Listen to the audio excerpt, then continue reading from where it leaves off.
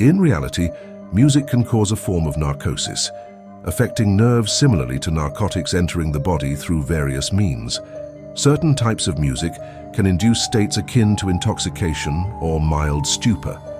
Many detrimental effects seen in narcotics are also witnessed in music.